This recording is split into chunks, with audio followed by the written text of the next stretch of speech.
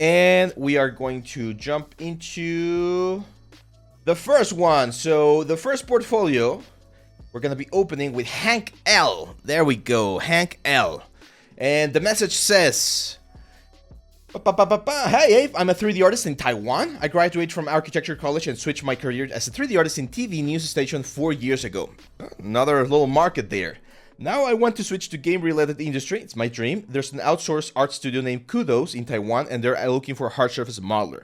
So they were looking for advanced Maya 3D Max users, and I was based in Blender. Is it possible that I start learning Maya and try to apply for the job with the current portfolio? They also require Substance Painter and PBR texturing, marble design, which I've learned. Really appreciate your dedication in teaching and don't think I can push myself to this day without your courses and words of encouragement. Here's my portfolio." Awesome. Yeah, so that's a very, very good question, Hank. And the question is, if I learned Blender or I learned 3D Studio Max and they're looking for Maya or the other way around, should I do the switch? My answer is, if it's an important job, yes, try to do it. It's not really that difficult. I've been using Maya for 13, 14 years now, and I switched, well, didn't switch. I started learning Blender around 5 years ago, if I'm not mistaken, and it didn't take me 14 years to get to the speed that I have in Maya, because a lot of the stuff that you learn from one software translates very nicely into the other. It's just about learning where the tools are, what the shortcuts are, what the general process and thought, like workflow is for that specific software. So if you can do the switch, Hank, I strongly, strongly recommend it. Now, let's take a look at the portfolio. We got some nice pieces over here. Cool. So first of all, and as I always tell, all of this stuff right here, all of this, let's say, relatively simple things to do might not be the best portfolio pieces, okay? What do I mean by this? Like this one right here. This, I know it's the spot, and it looks fine. I mean, it's a nice little element, but it's simple, right? It's simple. Even the presentation, it's very simple. It's just like it looks like a clear render from Blender with a little shader that you use to highlight the edges. So it's not the most impressive piece of work. It's not that the piece itself is not impressive. Like this one, for instance, looks very nice. The proportions, the anatomy, the flow, all of that kind of stuff looks interesting. But the problem is that the presentation is lacking a little bit. This is where you can use the portfolio workshop that I have on the site to maybe push the presentation a little bit higher, just so that you can showcase the miniatures in a better light, literally, okay? Now, when we jump to this kind of stuff right here, I personally don't like including these elements in my portfolio because they feel like, again, like a simple exercise that you use to practice or learn a specific technique. It's not, again, it doesn't look bad per se. It's fine. The textures look interesting. Definitely looks like a game asset due to the resolution and quality of some of the meshes, but it's nothing, right? It's nothing. It's just an arm. It's just a very sort of like, I don't want to say weird or bad arm. It's just an arm. So there's nothing impressive about it. However, if we jump to something like this, now we're talking, right? Like this definitely looks like something that's a little bit more interesting and that could potentially help you out to land a job, because this does feel like a finished product. And that's a distinction that I always like to make, guys. And this is something that everyone who's watching this, should keep in mind. Whenever you're showcasing something in your portfolio, try to approach a finished product as much as possible, because that's what we're going to be doing at the end of the day in the entertainment industry. We're going to be working to deliver a finished product, be it a game, a movie, a series, television show, whatever it is. You're going to be doing or working with finished products. So this one right here, I really like it. I think it's nice. The only thing that I don't like about this one is that we don't have too much material variation. Okay, so if you take a look at this, every material looks very similar. So I can't really say that there's a lot of difference between some objects or parts that look metallic and some parts that look like plastic, right? And a very good exercise that you can do to check whether or not your materials are looking interesting is to desaturate your whole thing. So if you desaturate your image and you don't see huge contrast between the highlights and the shadows, like if everything seems very sort of like soft and clean, that might be an indication that you might need to push a couple of the elements a little bit higher, okay? So for instance, this highlights right here, they're pretty much the same tone as this scratches right here. So that doesn't really allow the material to pop and generate something that looks more interesting. Not every shot, not every project will do this. Sometimes we're gonna have shots where things are definitely a lot more flat looking, but in this particular one, especially because it looks like a nice model, you definitely wanna try and see if you can make it a little bit more interesting in terms of like roughness, highlights, and material variation. Now, it does seem that you're making a very, very common mistake, and I've mentioned this one before. Metal edgeware! You're adding metal edgeware everywhere, man. Again, very, very common mistake. We talk about this extensively here in Portfolio Review. It's impossible, guys. It's impossible that an object is going to have damage along the edge uniformly.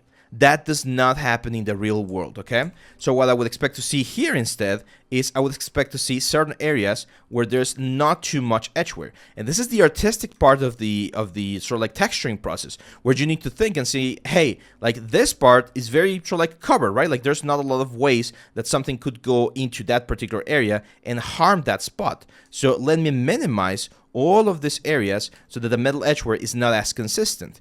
And on areas that I would expect there to be a little bit more metal edgeware, I'll add it. I'll make sure to add a little bit more of that information, right? So as you can see, that little variation will make it more interesting because it's gonna be easier to see where we have the damage and where we don't have the damage. I love the concept of this, like kind of looks like a rubber ball or something, just like rotating as part of the wheel. So this is a nice piece, Hank. I really think that's a strong one, and it's good that's here on the closer to the top because it shows that that it's one of your recent works. Architectural stuff, very nice. Unreal Engine for the render, not bad, not bad. I do feel it looks a little bit CG. So I'm not sure if doing a little bit of like color balance or things like that in Photoshop or in post-production could make it look a little bit more realistic. But the construction is nice. The only thing you are missing with this particular asset is showing the pieces that you use to model this, because I'm not sure you use this like modularly. I'm not worried about the amount of triangles. It's more about the fact that if this is supposed to be for like a game engine, right? We want to see each specific like part that you use as the element. And it's also important to see if you grab the... Oh yeah, okay. You mentioned that some of these things are not yours. You grab them from online. That's perfect. That's okay. Yeah, that's a good project. And finally, this one right here.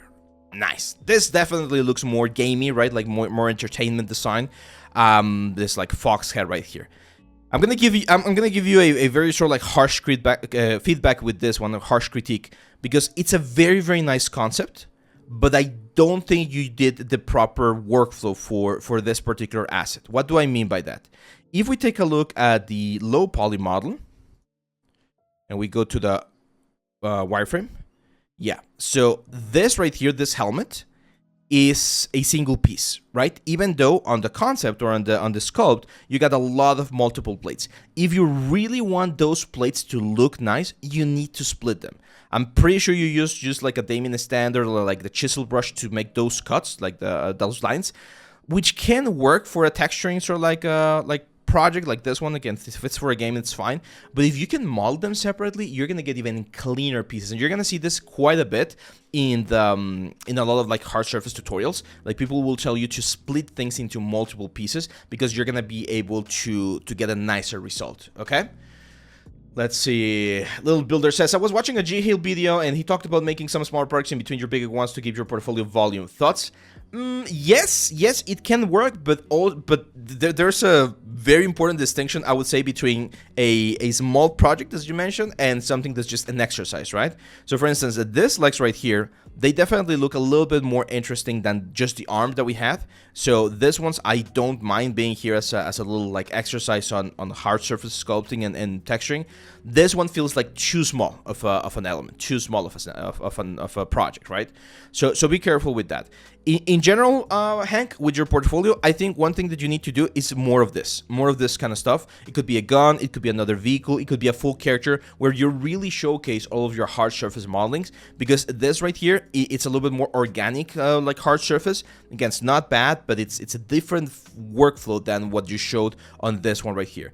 And for the figures, if you want to keep them, I don't think they might help as much to your hard surface portfolio, but if you want to keep them, just make sure that you throw a nice render in them so that you can like really get a nice result. And also, I mentioned this frequently, guys, there will be objects or there will be things in your portfolio that are now old, so you don't need to do that. Like this one right here, it's not really looking as nice now. I know you did this, well, you posted this 3 weeks ago, but I'm pretty sure you might have done this a long time ago, okay? So if it's not really there, might as well not have it, right? Like it might hurt you more than it might help you, okay? So be careful with that. Let's go with the next one. Have any questions? Can you please elaborate on split the object? Yes, Max Swag. Yes, of course. So the point here, or the problem, not the problem, the thing is, when you have an object, right, in the 3D world, there's multiple ways in which you can model two separate meshes. A lot of people, they'll just model one mesh, and then they'll add the normal map information right there. And unfortunately, when the light hits this element, it will always hit in a very sort of like flat area, right? Another option is to have two separate objects, and then literally have the actual element built in. And if you add like a little bit of a bevel right there, what's gonna happen if we zoom in is we're gonna have this sort of like division, right? And just that little detail right there will have extra shadows and extra highlights that will make this thing look more like actual plates rather than like just an element with a line drawn into it. Again, for games, you might be okay with doing this method, but if you want to go like the extra mile, doing that specific thing might be a good option. Okay, we did that with the, if you remember, with the shoulder pad indoors armor for the substance course. That one is made out of multiple pieces, just like combined together, and it gives this very nice geometric shape and highlights where we need them.